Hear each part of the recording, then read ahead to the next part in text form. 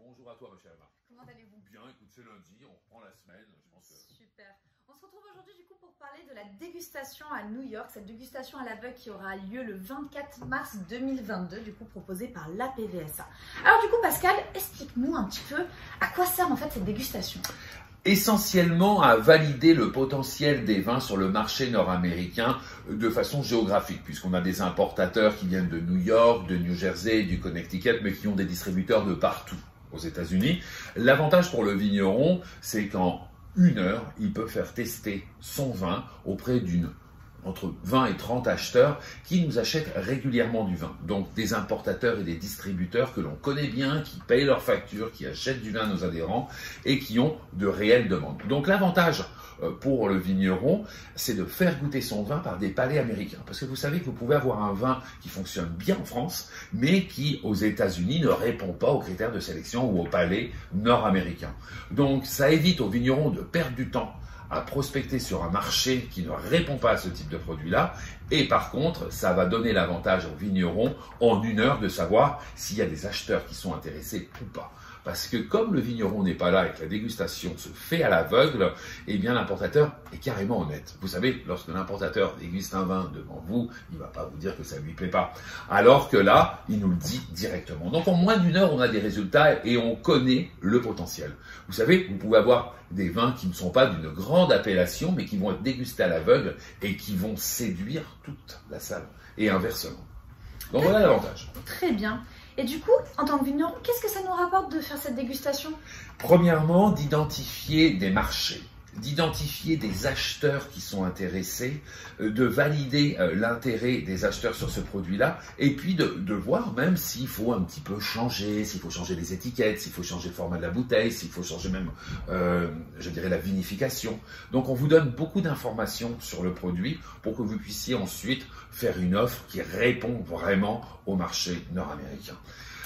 Ça va vous rapporter aussi beaucoup parce qu'on va donner vos coordonnées aux acheteurs qui ont apprécié vos vins 1 mois avant la dégustation, la fameuse grande tournée du mois de juin où nous allons dans une dizaine de villes en France et aussi une dizaine de villes aux États-Unis. Donc lorsque vous envoyez votre vin à la dégustation de la PVSA et que vous voulez participer à nos tournées, si le vin a été retenu évidemment, et bien dans ces cas-là, 1 mois avant l'événement, les acheteurs ont vos coordonnées.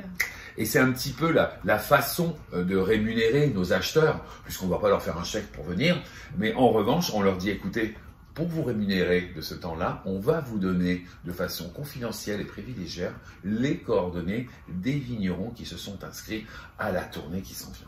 Donc voilà c'est avantage pour eux.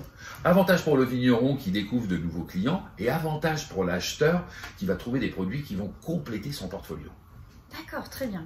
Et du coup, comment va se dérouler un petit peu toute cette dégustation? Alors, on commence à 10 heures, on commence toujours de bonne heure, c'est une bonne heure pour déguster, notre palais est parfait. Il y a 4 groupes. Le premier groupe, ça s'appelle les pépites de nos terroirs. Les pépites, c'est pas forcément la grande appellation, ça peut être un petit vin d'une région qui n'est pas forcément connue ou qui n'est pas d'une grande notoriété, mais que l'on va découvrir. Vu que la dégustation se fait à l'aveugle et que les gens ne peuvent pas voir l'étiquette, c'est leur palais qui va parler. Et là, on est surpris. À chaque fois, on découvre des vins qui parfois sont à 2, 3, 4 euros et qui sont exceptionnels. Donc ça, c'est la première section. La deuxième, ce sont les grandes appellations, donc les appellations classiques, Bourgogne, Bordeaux, etc.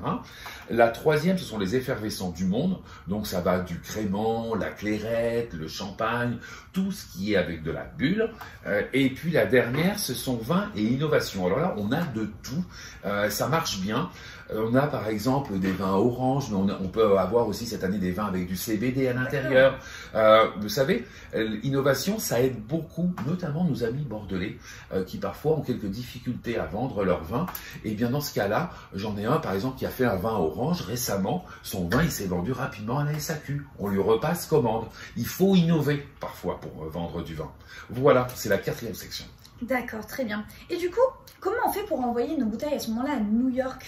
Alors surtout, vous n'envoyez pas vos bouteilles comme ça quand comme vous envoyez une lettre à votre grand-mère, mais plutôt passez par notre transporteur Vignoble Export qui va vous donner vraiment tous les conseils. Ça vous prend un cola waiver, ça vous prend un FDA. S'il vous plaît, ne nous envoyez pas les vins comme ça, quoi. Inscrivez-vous, vous avez un numéro qu'on vous donne, et là vous pouvez expédier vos vins, ils vont être bien reçus. Parce que sinon, on peut se tromper à l'arrivée et on peut avoir des petits soucis dans l'organisation, comme ça peut arriver. D'accord. Et combien ça coûte au final de faire cette dégustation? 12 $ par bouteille, ce qui nous permet de couvrir les frais de l'hôtel. 12 $ et ça s'arrête là. D'accord, donc c'est plutôt un gros avantage. Bah pour 12 $, je peux vous dire s'il y a un potentiel pour vos vins et puis même vous identifier des acheteurs. C'est plus avantageux, c'est sûr.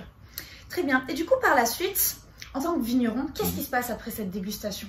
Alors, si le vigneron obtient une note de 85 et plus, il va recevoir la note. Si elle est inférieure, il ne recevra pas de note.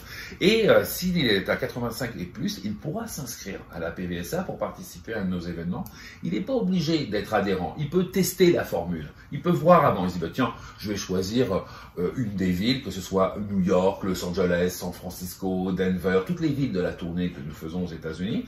Et il choisit plusieurs villes comme ça, il teste la formule, et si ça lui plaît, eh bien, il peut adhérer à l'association. Il peut même embaucher quelqu'un chez nous pour vendre son vin à commission. Ça, c'est nouveau.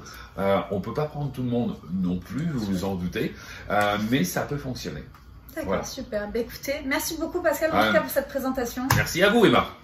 Passez une bonne soirée. À bientôt.